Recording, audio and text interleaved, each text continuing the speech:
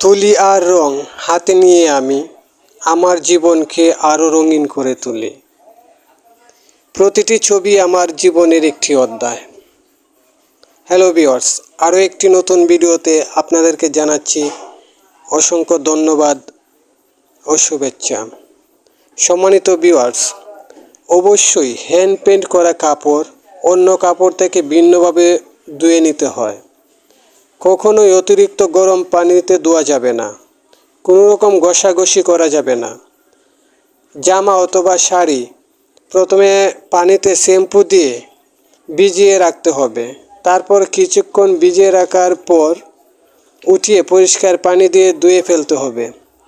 কাপড় চিপড়ানো যাবে না। পানি ঝরানোর জন্য একটি জায়গায় রেখে দিতে হবে। তারপর কাপড়টিকে রোদে শুকিয়ে নিতে হবে। কাপড়টি পুরোপুরি শুকিয়ে গেলে কাপড়ের উল্টো পাশে আয়রন করে নিতে হবে।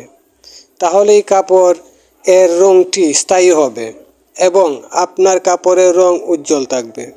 সম্মানিত ভিউয়ার্স, আবারও আপনাদেরকে ধন্যবাদ জানিয়ে ভিডিওটি শেষ করলাম। আল্লাহ হাফেজ।